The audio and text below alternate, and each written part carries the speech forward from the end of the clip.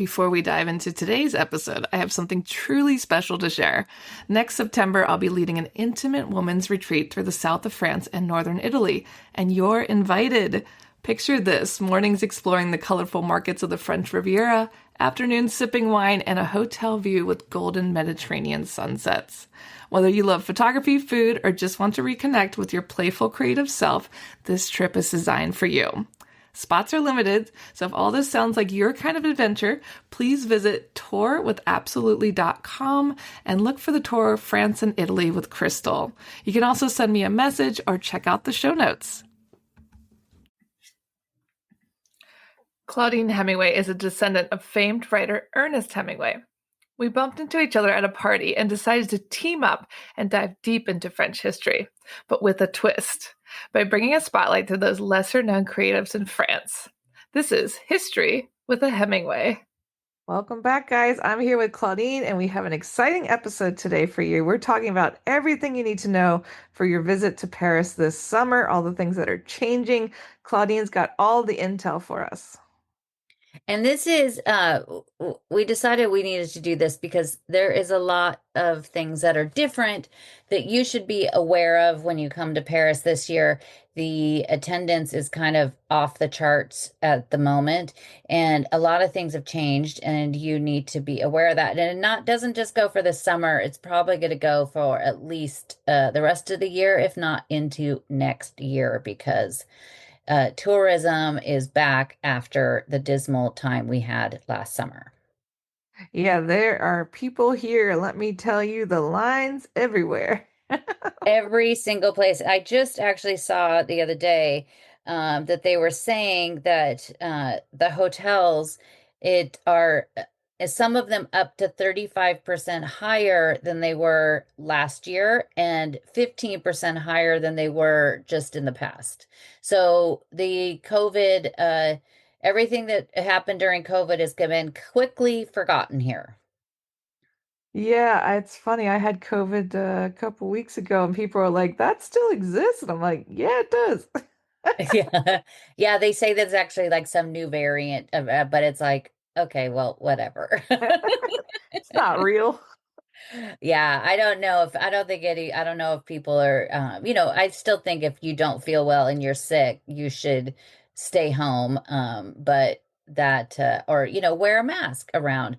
But it has changed drastically. Last year, of course, last summer we had the Olympics.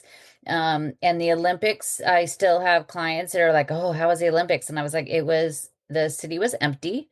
And everybody is always shocked by that because nobody came. Everybody that did come came just to the events. They'd go to the, whatever track and field or gymnastics or the volleyball. And, they would go to those events and then they would leave. So they didn't stay because it was so expensive, because in advance, like a year and a half in advance, all the hotels and Airbnbs started, like, some places lifting their rates like 10 times what they normally would be. And it was just this massive cash grab, and it all backfired because people just, Parisians left, but they let even more of them left than they normally do in the summer. And then it just got too expensive. The airfare got too expensive. Coming here was too expensive, and the tickets for the events were too expensive. So it was the strangest thing. And I think you were gone for part of it, but I could go into I could go into the Louvre, and I could pretty much sit on the floor in front of the Mona Lisa by myself with the guards for about 2 hours any given day of the week because nobody was in the Louvre. And I should have just relished and enjoyed it, but it was so bizarre. Yeah, that feels weird. And yeah, you want to enjoy it, but then you're just in shock. Yeah, so everything's bounced back, and they say this is called the Olympic effect. This is what happened in London. This is what happened in Australia. I've already heard people that live in LA saying how horrible it's going to be, and I've just told them to slow their roll, and it might actually not be so bad because, again, everybody leaves. But apparently, this is the way it is, and so this is exactly what we're experiencing now is the Olympic effect. Part of that is because people that normally come in the summer every year, it's many clients that I have and our wonderful listeners that like to come every year, or if not a couple times a year, they all avoided the summer, so they came afterwards. And what the effect is, it goes back to the fall, and we've talked about it before, but in like October last year, the end of October, when it's kind of the low season, it was like August here. It was busier in October than it was in the summer. And the whole time, and even all the way through February was crazy here. March, beginning of March was like, again, like August. The lines for the Louvre in March were what you would see in the summertime. So everything has changed. And with that, a lot of things in Paris have changed. So the hotels, the hotels, a lot, some of them have actually, the prices have definitely gone down since last year, but there's quite a few hotels and just even around in Saint-Germain, I've been walking by for the last 6 months or so. There's many hotels that have done complete restorations, and when they do those, they usually jack up the price. But and the Airbnbs, and there's always a lot of Airbnbs, but they are cracking down on those even more. There's like sting operations where they're going and finding the little lock boxes. And sometimes they say people like put those little lock boxes like a half a block away, attached to like a grate that is around a tree, because they're trying to throw it off, but people will go, for like the no host check-in. And the city is actually doing these sting operations and going there and finding them. And then the fine for these people, if their apartment's not registered or they go over the amount of time you could rent it, is like, it's massive. It's like per square meter. And some of them could be up to like 40,000 euros. And in Paris, that is a massive amount of money. Yeah, because they weren't charging that much. I know somebody that was just getting in trouble all the time because she was making so much money with Airbnb. It was worth paying the fine, but they've really jacked the fines up. Yeah, it's really huge. And so so, I think I never had a problem with Airbnb. Of course, this was kind of before all this happened. But I always have had very good luck staying in Airbnbs. But I see sometimes in these Facebook groups where people are like, "Don't use Airbnb because they're always canceling at the last minute." And I don't think that's true. I think that a lot of them you do go through.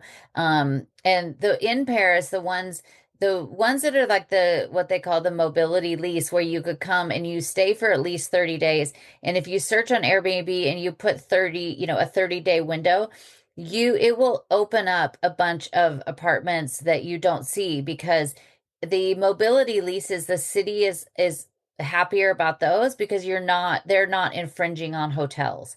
So it's not, they're renting it almost as like a short-term apartment lease, like, somebody would stay in it for a year. So that's another good way to go around it. And then you could even find places that are as low as, 50 euros a night in great neighborhoods. So, just come and stay a little bit longer. But, if you're going to be here for at least a week, I think apartments is a little bit better because the hotels have been getting expensive. But there's more than Airbnb. There's VRBO. There's the one that you do photographs for, that is the one you trade spaces, right? Yeah, Kindred. It's really cool. They just trade houses. Yeah, so I guess you're gonna have to make sure you have something that people want to stay in on the other side, right? Exactly. Although, people are just happy to be in Paris. That's true. Yeah. So there's all sorts of different options and all sorts of different levels of ones, not just Airbnb, but that also gets it so you could kind of feel like you are, living in Paris and cook there. I was all I ever cared about was a refrigerator big enough to hold cheese and, white wine or champagne. I was like, I don't really care if it has a kitchen or not. Exactly. We know our priorities. Yeah, I mean, pretty much, that's pretty much my, I think maybe not the cheese, but pretty much the same thing now. I don't have a lot in there. But coming here, a big change is, and every time I tell my clients this, they're always like, oh, really? Is the use of taxis compared to Uber or Bolt. And there's a couple other different rideshare ones. Currently, right now, we're going through a little bit of a strike. The taxis are on strike, but there's still taxis around. And then the Uber are now on strike too, but there's still people. the way that the Paris has changed, and it's just going to get worse as far as the streets. So there's whole areas of Paris that cars can't go, and the only cars that can go there are buses, taxis, delivery, and emergency, of course. And then there's the whole center of Paris. So on the right bank between the first, second, I think part of the third, where they have completely shut it down to being only those same kind of trips, or people coming for appointments, or people coming for if they're going to the theater or shopping. But pretty soon they're going to make them prove that that's why they're there. So they're trying to cut down on the traffic there. But with all of this, and then there's a new thing that passed that they're going to take 500 streets of the city out of circulation and make them pedestrianized. So all of this is great for the climate. This is not so great if you are in a vehicle and want to get around Paris. So I have been telling all my clients that don't take Uber, take taxis. With Uber, you might save a few euros, but you're probably going to add double the time in places, because the even like in front of the Louvre, cars can't go in front of the Louvre, right in front of the pyramid. Only those taxis and delivery vehicles can at certain points of the day. So there's been times that I've been on the right bank and I come home to the left bank, and the taxi has to go almost all the way to the Arc de Triomphe to cross to get over to the left bank, because there's multiple bridges now they can't cross as well. So taxis are kind of the better way to go because they can use those bus lanes, and Ubers cannot. So depending on the time of the day and where you're going, it's a good idea to kind of check on both of them. Yeah, I know a lot of clients have been complaining about the taxi strikes. Yeah, they've been, there was like, I mean, I live on the left bank, and apparently there was a huge area where they were just basically parked and blocked the street for like a couple days, and setting off fireworks and things on fire, because they love to do that here. I had no idea. I don't know. I didn't see it, but it is difficult. It's just difficult, if you are coming, you have to be someplace in the morning if you're going to a museum or you're doing a photo shoot with Crystal, and you are going to do it in the morning. I advise everybody to schedule the taxi or the Uber. If you're going to do Uber, schedule them the night before. G7, the app for G7 taxis is great, but schedule the night before, because if you wake up in the morning, and I know you've had to do this, like you go try to schedule a taxi and it could take an hour or two before you find one that will come, just because the traffic is so bad. And especially going to the airport, definitely schedule that night before, because they will just keep finding you a driver until they have one for you. And so that is just if you have to be someplace in the morning, if it's Monday through Friday, I highly recommend you make sure you do that. Yeah, definitely a good idea. G7 works really great. G7 is great, and they're always very nice and very reliable. And sometimes I don't know, sometimes I think they're professionals. I think that guys that do Uber here, that's pretty much all they do as well. And they've always been very nice. But I've been in an Uber before when in the middle of it, they're like, oh yeah, the prices get a change because the traffic is so bad. I'm like, oh, is it? Yeah, I remember this morning I had to go really early to the Eiffel Tower. It was like I was leaving at 5 a.m. and they were trying to charge like 50 euros for an Uber, which is not far from my house at all. And I was like, wow, what is going on? Well, it's probably because they're on strike. Yeah, learning So new there's things through our podcast. less of them. Also, another little trick when it comes to either one of those, Uber or taxi. A lot of times, like, if you're going to be out all day, you want to save the battery on your phone. So, like an iPhone, you put it in a low power mode. So it makes it so the battery looks, the little battery image in the top right looks yellow. Never do that when you're ordering a taxi. They've actually proven that if you do that and try to order Uber or taxi, it will cost more money, because they see that your phone is in low power mode. So you're desperate. Oh my gosh, I didn't know that. That's Yeah, they crazy. did a whole they did a whole test on it, and this was a year or so ago. I saw in the French paper, and they literally tested it. So they would have like you and I standing there. My phone's in low battery, yours isn't. ordering ones to the same exact place, and they tested it like 5 times, and every time the one in low power mode was like €7 more. That's so terrible. They're tricking us. Yeah, so I always make sure. Sometimes I'll look to order one. I'm like, oh no. Like, I'm paying more. Yeah. But if you want to take the metro, which is always a fantastic backup and very fast and not as much affected with traffic unless maybe a swan gets underneath and is blocking the line, which just happened in Paris a few weeks ago. A swan got underground, and so the luckily they didn't run over the swan. They waited, so it blocked things up. But with the ticketing, the tickets, the little tickets everybody used to come and get, a book of 10, those are gone now. The RATP has an app, and it's really great, and you could just download tickets on there. If you have multiple family members and you're coming to visit, you could download it, and you could actually set up separate cards so you could have all the tickets on your phone. But it's a really fast way. And the other great thing is that they changed the pricing, so it's €2.50, and they got rid of the whole thing where in the city it's one point price, and if you go outside it's another. If you go to Versailles it's another. They've changed it so for 250 you go to all of those places around, and so you pay a little more inside the city. But now, instead of, I think, to go to Versailles, wasn't it like €7, €750 each way, I think. Yeah, it used to be a lot more. It's kind of cool. Yeah, so now it's kind of nice, and so you could just have the one, and you could go through everywhere. So that's really great. And then even like the little Navigo pass, like I used to just have one of those and load it because I'm so central. I walk everywhere. And so I would just load it. I can't load that anymore. So now I just have the on my phone, and you just tap your phone as you go in, and it's lickety split. But there's always agents down there. They will help you out if you're having any problems. But the RATP app is great. Also for navigation, use that. Don't use Google when it comes to the metro, because Google won't necessarily know if there's an issue or lines are closed. They have been doing, for what does it feel like, 100 years, doing maintenance or work on the ARC, which takes you to Versailles. And most of the times on the weekend, it just doesn't run. This is very true.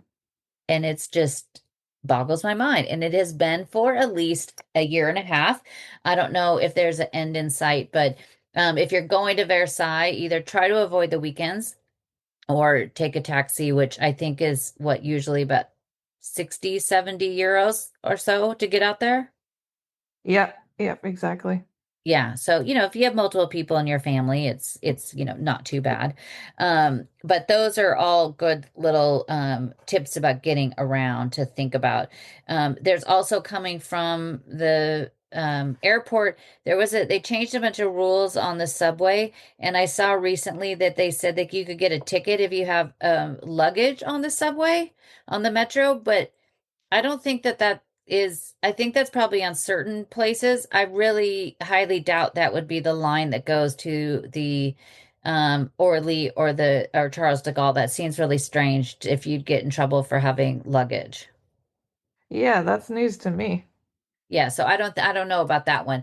But they have extended a line that goes out to Orly, which most people coming from the US, unless you're coming from maybe Newark, to come, not you most everybody's going to be flying into Charles de Gaulle.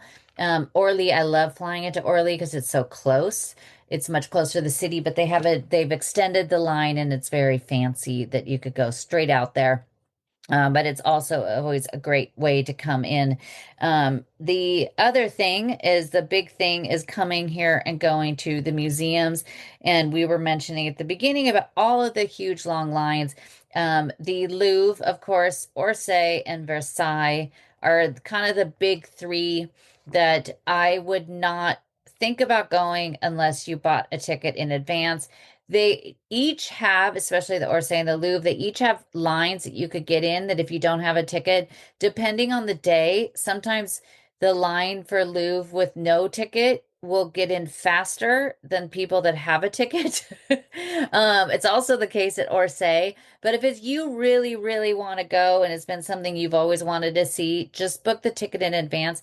When it does come to the Louvre, and as soon as you know those days you're coming and you're within 60 days out, get those tickets right away because those tickets, the early tickets right now are gone and they are filling up of the online tickets at least a week, sometimes 2 weeks out in advance. The tickets are gone. So definitely do all those things beforehand. Other ones, the Orangerie, for some reason lately, even it used to always be crazy busy if there was a special exhibit that was everybody wanted to see. But even without a special exhibit, I don't know what happened, but that has is always having a massive line. So that's another good one. But there's so many other museums in the city that you could go to. You know, the Army Museum at Les Invalides, where Napoleon's buried. That's another fantastic place to go. It's usually always very easy to walk in.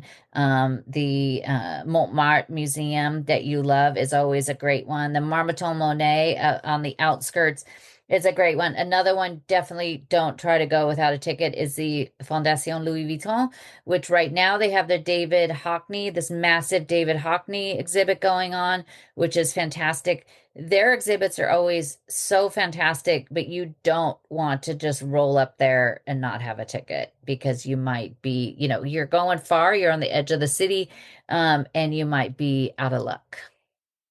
Yeah, I think that the Orangerie got crazy because of Emily in Paris. They filmed there and Oh it got all weird God. after. Of course. Everything. She ruins everything. Uh, hoping they keep her in Rome.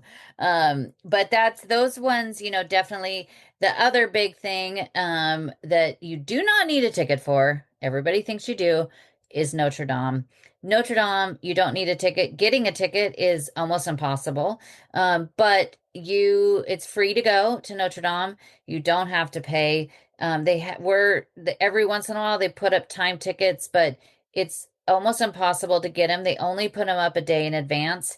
They say they reload them every few hours if they have spaces, but it's just kind of ridiculous, and I just don't even bother. So the thing is, you get there early in the morning. Definitely get there. That during the week they open at 7:45. They have mass at 8 a.m. during the week, and on the weekends they open at 8:15, and the mass is at 8:30. And so you could get there and line up at 7:45 in the morning. As long as you get there before 9 a.m., it'll be pretty easy to get in. You still have to snake around what feels like the never-ending serpentine to get in there. It feels like you've walked 3 kilometers by the time you get inside, but you will be moving the whole time, and there's not that many people. I do not go in the afternoon, and I do not go on the weekend. But Yeah, I that's think just that's great advice. That's definitely stay away during those times. definitely stay away from those times, especially if it's a big holiday. So, the next thing being, the Pentecost is coming up this weekend, but that's not a big thing that I think everybody, Easter and Christmas were crazy, crazy. I had multiple people saying, "Are you going for Easter?" I was like, "No way," because people got there at 7 in the morning on Easter Sunday and still waited like 2.5 hours to get in. Holy cow, that's crazy. No, go to the other churches too, because go to Saint-Sulpice, because I love that one too. But Notre Dame, you're just gonna after this weekend, they're allowing all the big groups to come in, so the big groups could return after I think it's probably next Monday. But all those big groups with the headphones and stuff, they've been in there for months, which is funny because they said none of that, but it's I've been seeing them in there, and it kind of ebbs and flows when you're in there.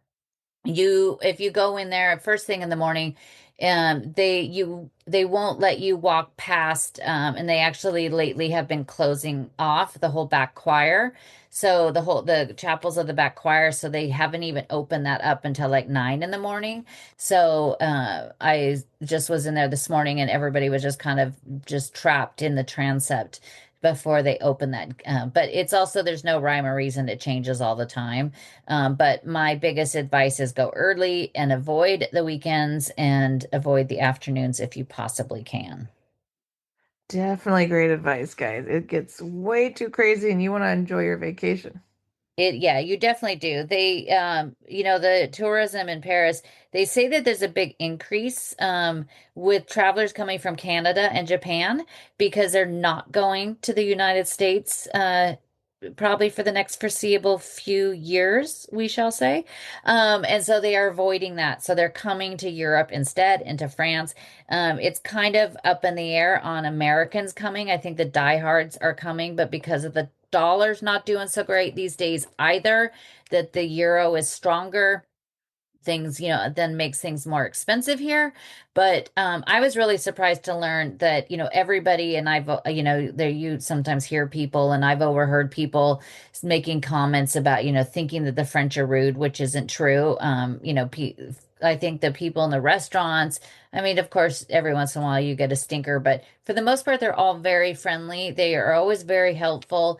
And I've heard people say, like, why aren't they nicer? They should be nicer to us. We're tourists, we pay their bills. But guess the percentage of tourism on the gross national product of France. Guess the percentage. I have no idea. 8%. 8. No way.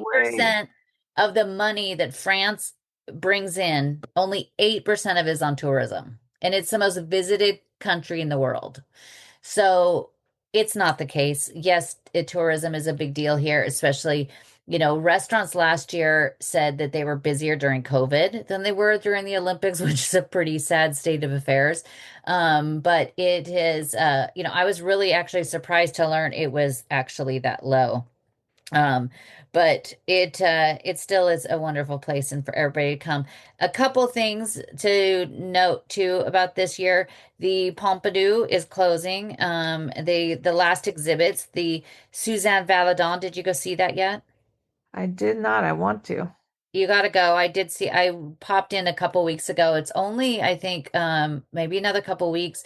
And so the permanent collection is closed. It's an amazing time to go to the Pompidou because there's literally zero line because the only thing is two exhibits. There's a Suzanne Valadon, who is our very first episode about the podcast was about her, and then one called Paris Noir, that's all about Black history and Black artists. And both of those are on the same floor, but there's literally no line. You just walk right in the door and go straight upstairs because the permanent collection's already been closed off and taken out. That would happen a couple months ago. So it is going to be closed for, I've heard, anywhere from 5 to 6 years, the Pompidou. So if you're here, you could now's a great time. Go in, you go in for free and go all the way up to the top and have that great view, and you're not fighting with the, hordes of people that are there. Of course, Notre Dame. There is also at the Philharmonic Museum that's out on the edge of the city. This is another one I want to go see. There's a disco exhibit. That sounds so fun. All about disco.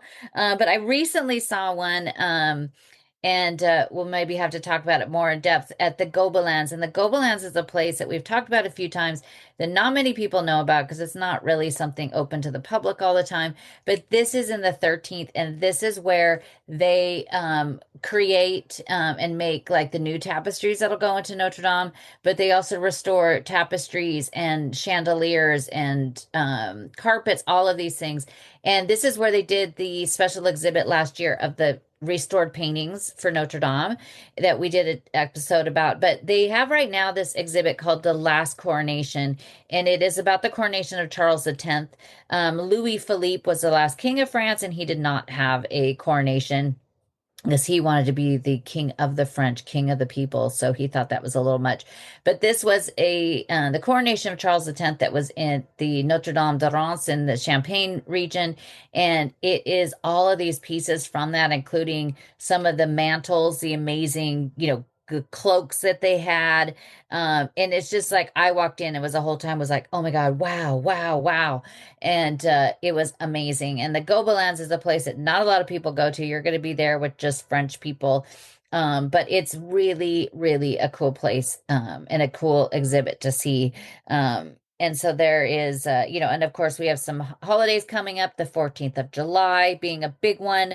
A lot of people online, you'll see, they'll say, oh, we're coming for this, we're going to be there over Pentecost. What's closed? It's like, no, everything's open. I mean, people have the day off, but it's actually, it's Sunday, so it's Pentecost Monday. So more like offices and stuff. Although of us in tourism, we never seem to have those days off.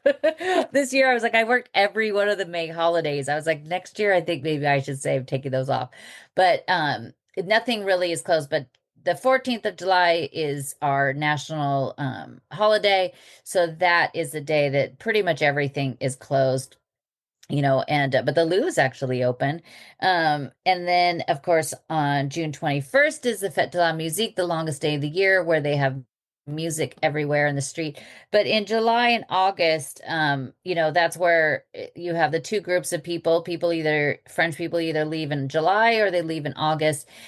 There's still so much to see. It's not like it was 10 or 15 years ago. There's still tons and tons of restaurants open. It doesn't affect museums. So a lot of people will say, oh, stay away from August. I think August is like unless it's hot, the greatest time to be here, because every morning in Paris is in the neighborhood is like a Sunday morning because the Parisians are gone. And so you could go out and walk at 9:30 a.m. on a Tuesday morning, and Paris is like it is on a Sunday. And I think August is the best. Yeah, I always leave in August because Maryland's the best in August. Well, it does get hot here, but hopefully it does. Hopefully, they did actually say they think it's going to be really, really hot this summer. But they said that last year, and we only had a couple of short heat waves. Well, guys, I hope you learned something new today and you're going to enjoy your summer in Paris, and make sure you head over to Claudine Hemingway to learn more. Thanks for listening today, guys.